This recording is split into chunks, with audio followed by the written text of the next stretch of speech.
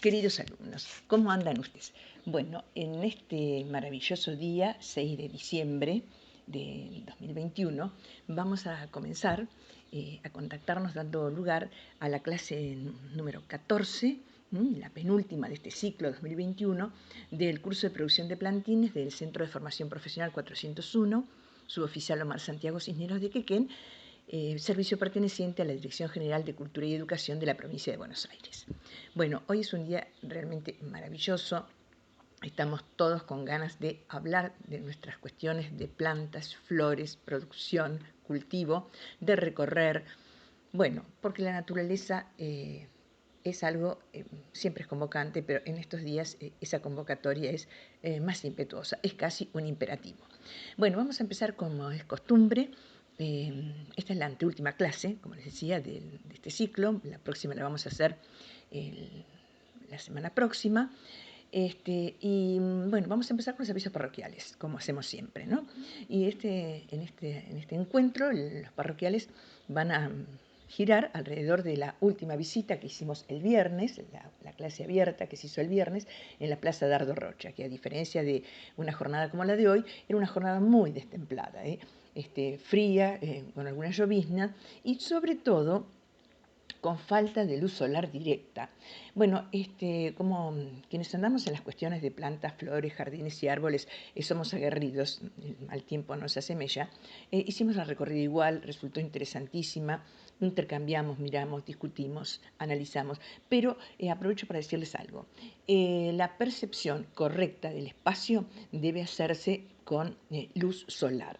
Se perciben mucho mejor los colores, las formas, los contrastes, las luces y las sombras. Obviamente, en un día gris como el que tuvimos que hacer, la visita, todo se ve muy plano, se pierden muchos detalles. Pero bueno, ya habíamos postergado un día que habitualmente lo hacemos los jueves, que tampoco estuvo muy lucido, y bueno, el viernes hicimos ese recorrido por la Plaza Rocha, que la hemos visitado en varias oportunidades, y ya hemos dicho que la Plaza Rocha en nuestra ciudad, que es la plaza fundacional, pero todas las plazas en todos los lugares son espacios muy importantes de todo punto de vista, son espacios públicos, es el espacio público por excelencia, es el espacio público por excelencia, el espacio común, el territorio de lo común.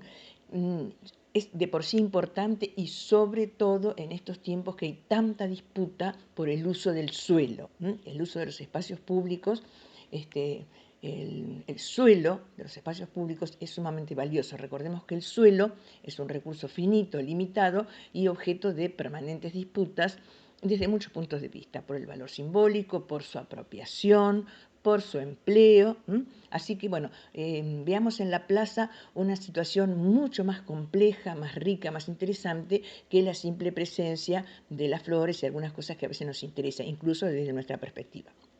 Bueno, estuvimos recorriendo los 3 cuartos que nos habían quedado, porque en la primera vez arrancamos la esquina de 58 y 61, empezamos con una semblanza y un recorrido sobre don Ángel Ignacio Murga, el fundador de la ciudad, su época, su entorno, su impronta, sus huellas.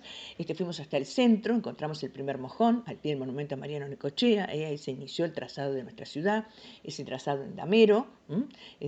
Recordemos también que dijimos, en el momento que se funda nuestra ciudad es el momento que la Argentina entra al mercado internacional como productor de materias primas, y bueno, y había que poblar la Pampa, que no es que la Pampa estuviera despoblada, se tuvieron que poner nuevos actores, un tema que ya hemos trabajado un poco. Entonces se mandaron como plantillas de las ciudades, todas las ciudades, por ejemplo, de la provincia de Buenos Aires, la mayor parte, incluida su capital, La Plata, tienen la misma estructura, una plaza central, las manzanas cortadas en dameros, presencia de mayor o menor cantidad de diagonales. Bueno, y las plazas, como dijimos, todas surgen en la misma época, contemporánea, es el primer espacio fundacional de una ciudad, y en ese modelo, la década del 80 del siglo XIX, era el modelo francés, el imperante. Por eso todas las plazas tienen esa misma imagen, el parque francés, geométrico, simétrico. Estuvimos viendo muchas de sus características, que también las vimos en el jardín del Parque Lilio, que aunque se diseña más de 60 años después, mantiene la forma clásica de las plazas urbanas de la República Argentina. Bueno, Habíamos recorrido entonces esa plazoleta y el cuarto de plaza que está frente al Palacio Municipal. Bueno, fuimos con el plano. En una de las primeras clases, ustedes recibieron una copia del plano de la Plaza Rocha con la ubicación de las distintas especies y el nombre de las especies. Bueno, es un instrumento súper interesante que cada vez que van a la plaza lo tengan a mano porque les permite identificar las especies. Hasta que uno entra un poco en este mundo de las plantas, de las flores y de los árboles, la mayor dificultad o la mayor distancia a cortar es la del nombre de las especies. Recordemos y volvamos un poquito más atrás a los tiempos del ya parece lejano curso de podadores, pero bueno, recordemos que antes de hacer cualquier intervención sobre una especie hay que saber de qué especie se trata, hay que saber identificarla, porque como cada especie tiene sus particularidades, a más de tener generalidades comunes a muchas otras, es absolutamente indispensable saber de qué especie se trata para no cometer errores en su manejo y también para no cometer errores en su utilización. Dijimos que muchas veces ponemos plantas que después resultan inapropiadas para el lugar a que fueron destinadas. Eso en muchos casos obedece que no se conocía el nombre de la planta, por lo tanto sus características, su performance, su desarrollo.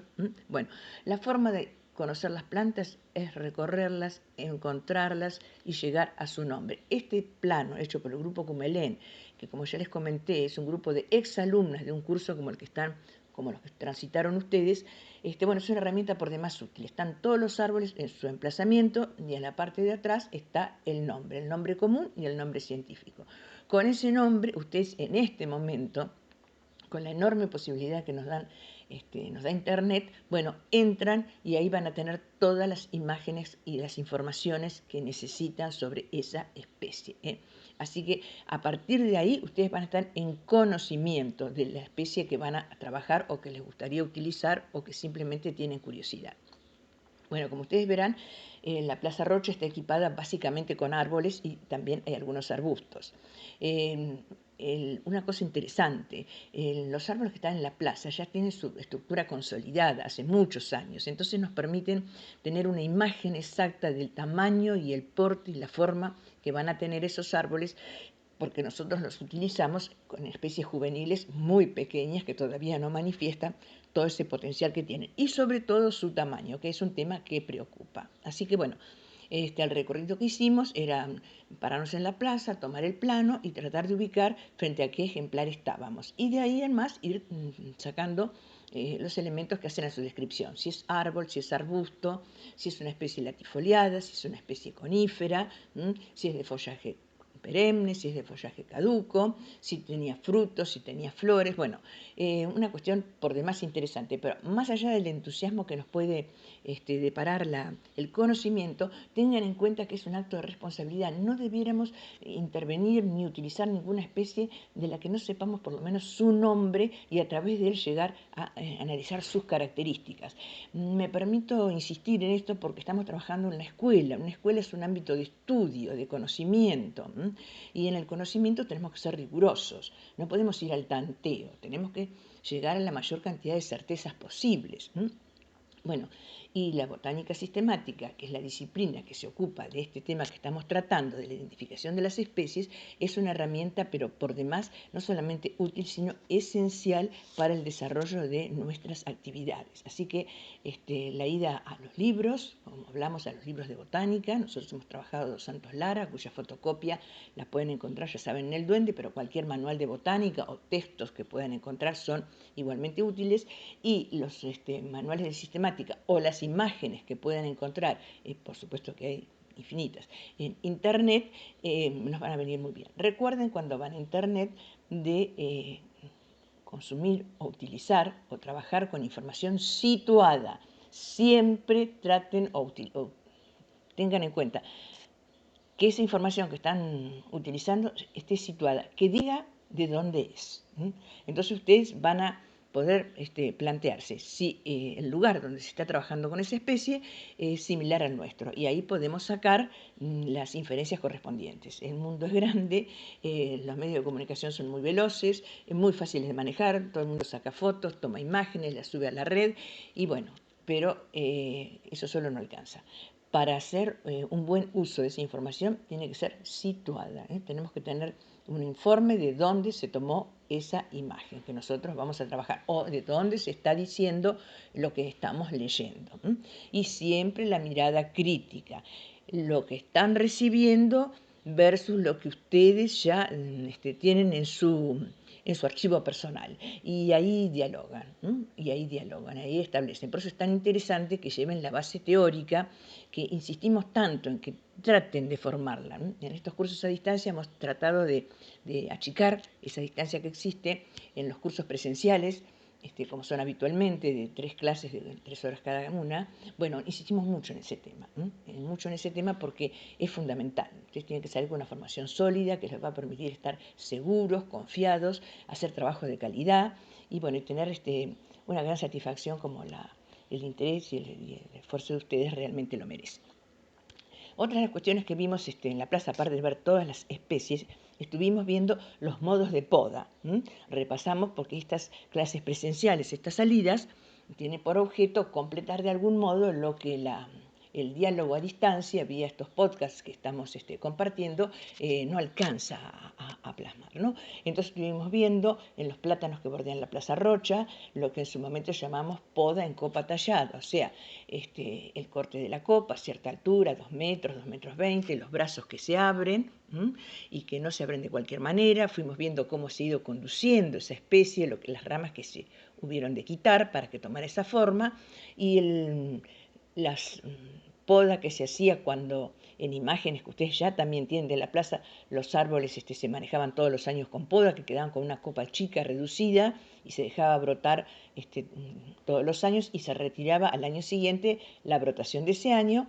Y la actual situación, que desde esa copa base, digamos, las ramas que nacieron no se podaron más y queda esta estructura tan grande pero tan armoniosa, que dijimos que ya eso no debe ser intervenido o de hacerlo con un cuidado muy especial y siempre y cuando las condiciones así lo exijan. Bueno, hacer una charla al pie de esos árboles es realmente interesante porque se plantean muchas cuestiones, muchas preguntas, muchas alternativas, y ahí en el mismo escenario de los hechos podemos encontrar el porqué de muchas cuestiones. Así que bueno, a pesar de que el día no estaba demasiado lindo para la observación, pudimos tomar pudimos hacer un buen balance, ¿no es cierto? Revisar un poco todo lo que habíamos ido viendo a través del año, verlo ahí en vivo y en directo, como se dice, y tener una comprensión más clara. También estuvimos viendo, con respecto a la poda, bueno, especies que no se podan, como por ejemplo los cipreses, esos cipreses ejemplares altos y delgados, los cedros, los juníperos, que son los pinos rastreros, el porqué de la inconveniencia de sus recortes. Todas las coníferas, nosotros dijimos que una planta realmente, para que luzca en su majestuosidad, no hay que retirar las ramas basales. A veces las cuestiones, no sé, en fin, de que no tenía el espacio suficiente o algunas otras cuestiones del espacio público, se recorta un poco. Entonces esa copa pierde tamaño y pierde majestuosidad. No le quita su interés porque realmente son hermosas, pero podrían estar mejores. Estuvimos viendo arbustos apoyantes, como por ejemplo las glicinas de la glorieta. Ahí vimos también lo que eran especies proterantes. Tratamos de recordar cómo florecieron esas glicinas que vimos en visitas anteriores. Bueno, y después vimos también una cuestión muy interesante que son los árboles injertados, como por ejemplo las moras y las zóforas, esas especies de parasoles. Cuando vemos en el curso de injertación vamos a ver cómo se llega a esas especies, pero bueno, tuvimos la oportunidad de verlos, que son tan ornamentales, verdaderas esculturas. Las moras péndulas están en el cuarto que da frente al Colegio de Hermanas y frente al Colegio Nacional, y las zóforas están en el Paseo de la Memoria y linderas al monumento al General Belgrano. Son esas plantas de no demasiada altura que tienen forma de parasol y las ramas flexibles y arqueadas llegan hasta el piso. Bueno, en todo ese manejo de la plaza vimos que está llevado con acierto, pero nos permitimos recordar el tema del manejo de los arbustos, que hay muchos, azareros, bueno, hay varios, y todos adolecen de la misma falla. No se respeta la estructura del arbusto, que dijimos que tiene que quedar en el piso como si fuera una media naranja, apoyada, una semiesfera. No hay que hacer esa limpieza de los troncos basales, es un vicio muy arraigado, pero desluce la planta completamente, completamente. Todos los arbustos tienen el mismo manejo de poda, que no es el ideal para el lucimiento de esas especies tan lindas que tenemos en la plaza. Y también estuvimos viendo las intervenciones, otro recorrido, otra mirada sobre las numerosas intervenciones, no con plantas, no con especies vegetales, sino con esculturas, pinturas, mosaicos, que están ahí profusamente difundidos en ese espacio, que nos está confirmando el interés que hay, porque cada generación, o los artistas, o las gestiones municipales, o bueno, todos los actores de la comunidad parecería que quieren dejar su huella en la plaza, ¿no? Bueno, no es poca cosa, es importante, está hablando de una comunidad que tiene ese gusto por pertenecer y por trascender, pero ya que estamos en un tren de propuestas, porque estamos en el plano educativo, sería también interesante proponer que ese gusto que hay por la plaza fundacional, que es válido y, bueno, por supuesto debe destacarse, se abriera o hubiera la posibilidad de expresarse en otras plazas, no solamente en las 3 plazas o 4 que tiene nuestra ciudad, sino en nuevas plazas que una ciudad tan grande como la nuestra y tan importante no tiene y merecería tener. Así que como propuesta de este encuentro, de tantas reuniones, tanto recorrido por el espacio urbano, bueno, podríamos empezar a trabajar esa idea de abrir nuevas plazas, nuevos espacios públicos, espacios para el disfrute, para el encuentro, y en este años de pandemia, bueno, para la cuestión que en las primeras décadas del siglo se tenía muy presente y en ese ámbito se formaron plazas y parques, que es en la mirada de los higienistas como elemento o factor para la salud pública, que bueno, en los tiempos que corren está más que claro. ¿Qué hubiera sido de nosotros en momentos de distanciamiento social si no hubiéramos tenido el Parque Lilio? El Parque Lilio, territorio siempre en disputa, en este momento está en una situación compleja de disputa de un espacio valioso por el uso, por la apropiación o la desposesión, como lo querramos mirar, de un espacio común.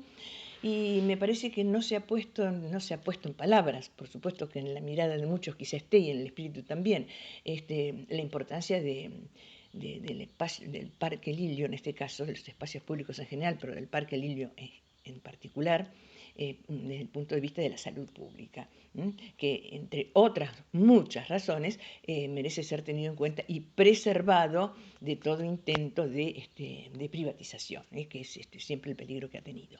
Bueno, después cada uno habrá su balance de esas visitas.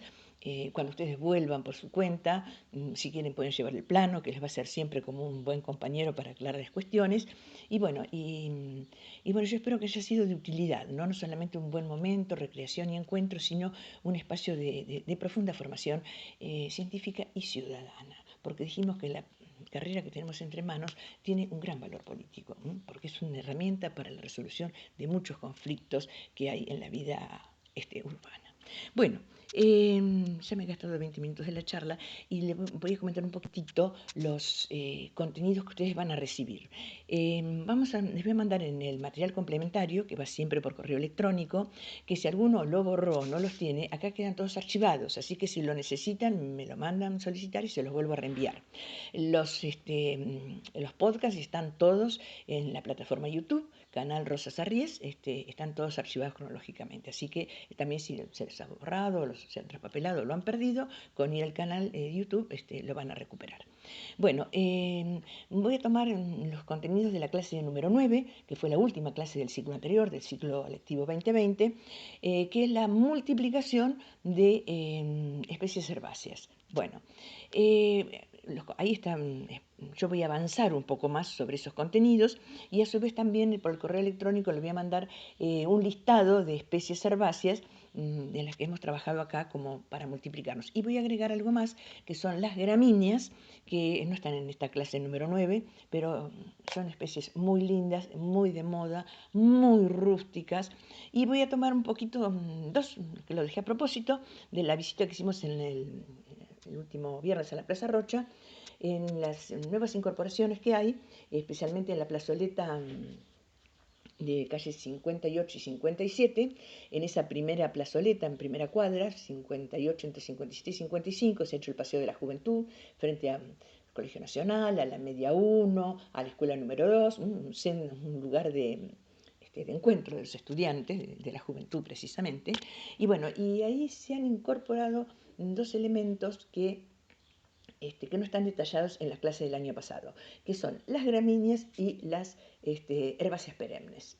¿Qué tienen ahí? Y están en flor, por eso se las menciono porque las pueden ver. Tienen gramíneas tipo lo que ustedes dirían pajas bicacheras, para decirlo de alguna manera. No son pajas bicacheras precisamente esas, no son encelia, no son estipas, pero son especies similares, que son gramíneas.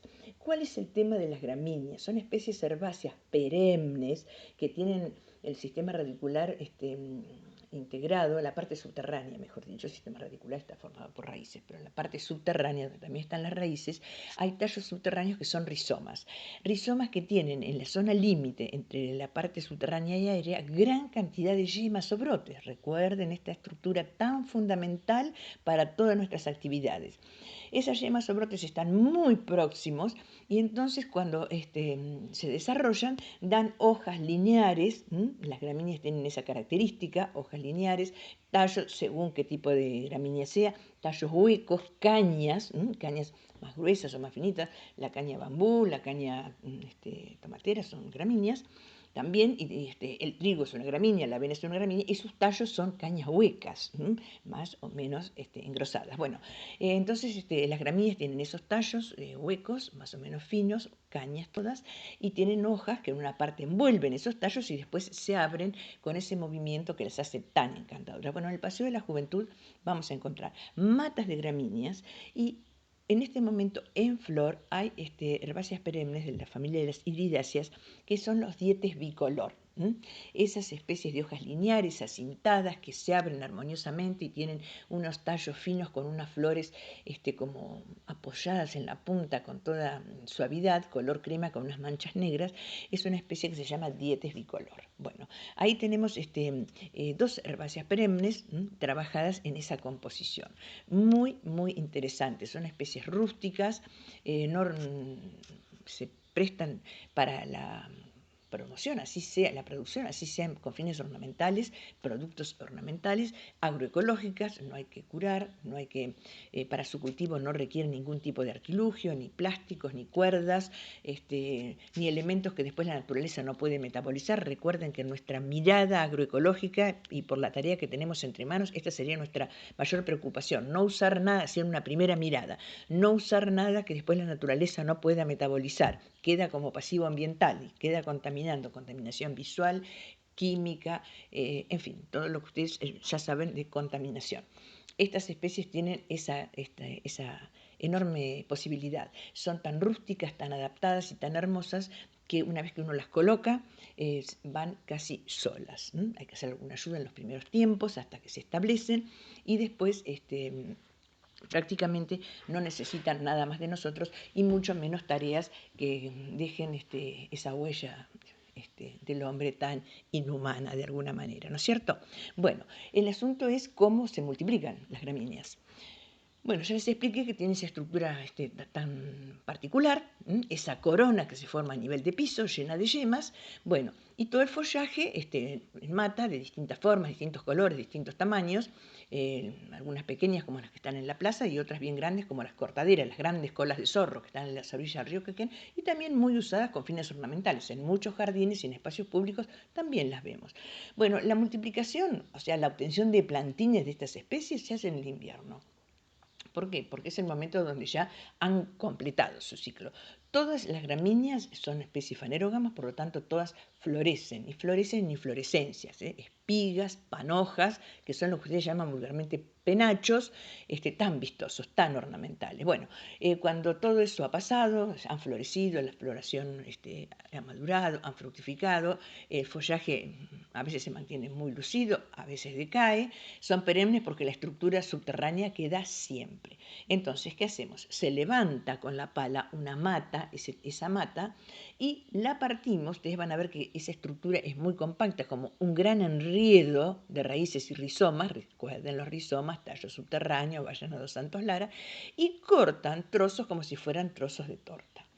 Esos trozos los colocan en contenedores, o si están trabajando directamente en el jardín y quieren ampliar el área, bueno, la ponen en el lugar ya definitivo de plantación, y bueno, y en la próxima primavera y verano esa especie recuperará su actividad y con toda soltura desarrollará una nueva mata.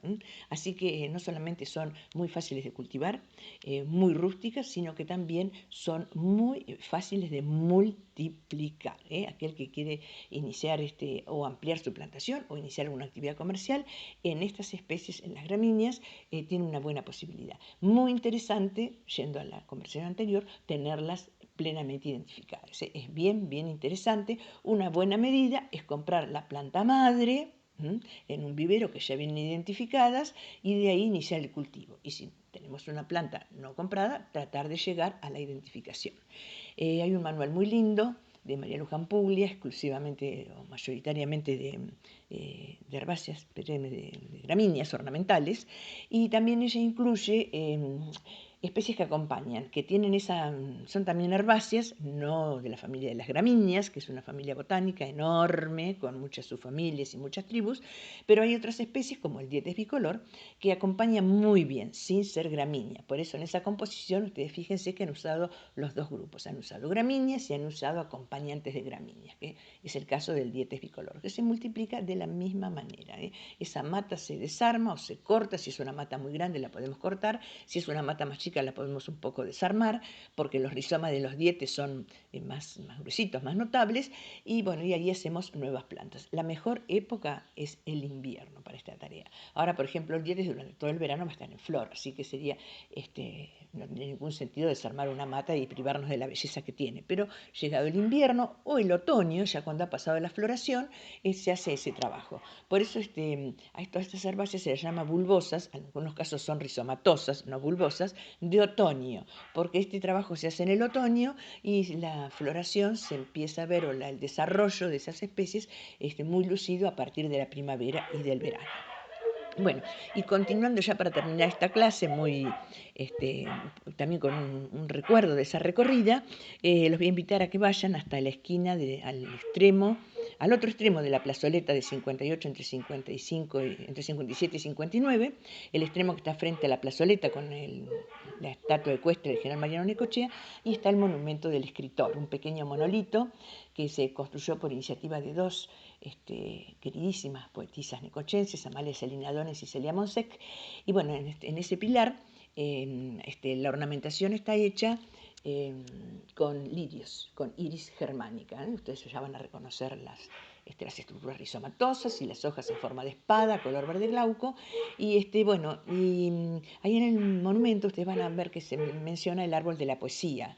No hay ningún árbol en este momento. No sé si lo hubo, porque no recuerdo haberlo visto, lo cual no quiere decir que no haya estado. Pero en la memoria de la ciudad se puso ahí ese espacio que se lo conoce como el árbol de la poesía, y se pensó o se dispuso o se espera, no sabría decirles, que ahí crezca un olivo. ¿Y por qué las poetisas de Necochea, la gente que escribe, acunó esa idea y tiene la esperanza de que se concrete? Bueno, porque el olivo es la especie a cuya sombra murió Federico García Lorca, mejor dicho, fue muerto. Entonces, bueno, se lo dejo como inquietud, como proyecto. Quizás alguno de ustedes o varios, o nosotros quizá, ¿por qué no?, podamos concretar ese sueño por ahora trunco de las poetisas de nuestra ciudad. Bueno, queridos alumnos, con esta reflexión, la invitación a recorrer nuestros maravillosos espacios públicos, bueno, cualquier duda que tengan, una recomendación, por favor, espero recibir muchos más pruebas de evaluación completas y las copias del documento y certificados de estudios, así les podemos extender los certificados. No demoren, están más que a tiempo para mandarlas. Nosotros las estamos esperando, cualquier dificultad la consultan y lo vamos a resolver. Y bueno, les mando un fuerte abrazo y nos vamos a encontrar la próxima clase, que será nuestra última clase de este ciclo. Hasta entonces.